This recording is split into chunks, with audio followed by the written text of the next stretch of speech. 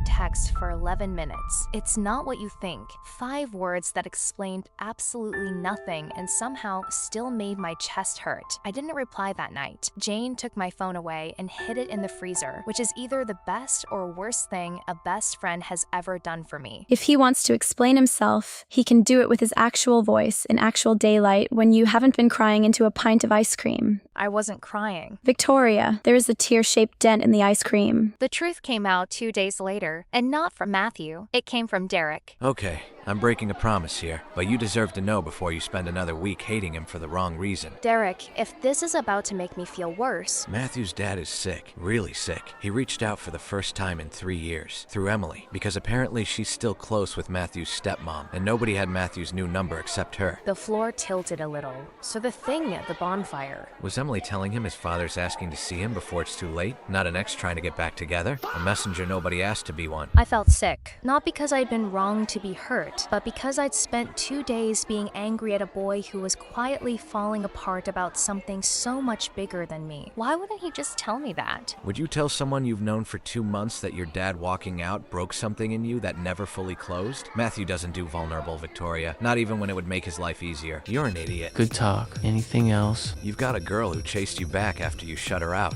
who followed you onto a roof, who really likes you, and instead of telling her the one true thing that would actually explain everything, you sent 5 words and let her assume the worst. My dad is not a problem to carry. Nobody said it was her problem. It's yours. You could just let someone stand next to you while you carry it. That's the whole thing you're missing, man. That's it. Ryan wasn't stupid. I'll give him that. Whatever was happening in my head, he read it before I said a word about it. You've checked your phone 4 times in the last 10 minutes. Sorry, it's not... You don't have to apologize to me for how you feel about someone else. I'd just rather you tell me than let me find out at another bonfire. That landed harder than I expected, because he was right, and because he was being so unfairly decent about the whole thing. Ryan, I like you. I do. You've been nothing but good to me. But there's a but. Yeah, I figured. For what it's worth, I'd rather know now than keep buying to hot chocolates for a girl who's already given her heart to somebody else's mess. It wasn't cruel, the way he said it. It was worse than cruel. It was kind. I almost wished he'd yelled at me instead. I found out where Matthew had gone, the same way I found out everything about him lately, through Derek, and about 2 hours too late to stop myself from showing up anyway. St. Agnes Memorial, 3rd floor. I found him, alone, staring at nothing the exact same way he had on that roof the first night I really saw him. Derek told me. I hope that's okay. Nothing about tonight is okay, but I'm not mad you're here. I didn't want you finding out like this. I didn't want you finding out at all, honestly. It's easier if nobody sees the parts of me that don't have walls. I know, but I'm not going anywhere just because you stopped having an answer for once. He looked at me then, really looked, the way he had at the bonfire, except there was nothing guarded left in it at all. I'm so tired of being the guy who doesn't need anyone. I don't know how to stop being him.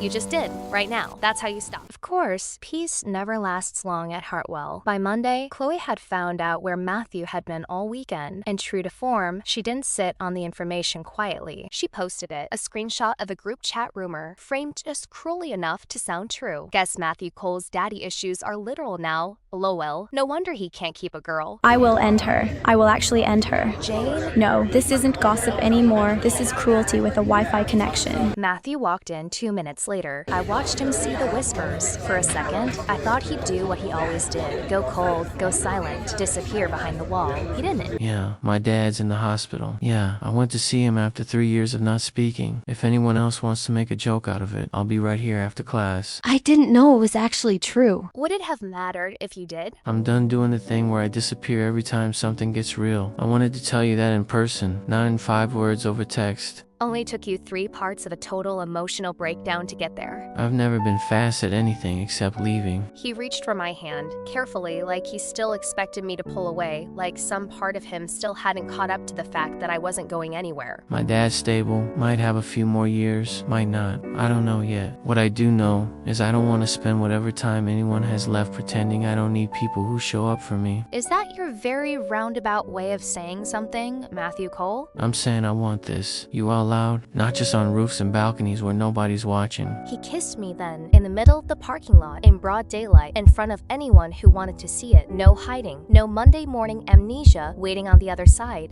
It should have ended there. 90% of me wants to tell you it did, to be continued.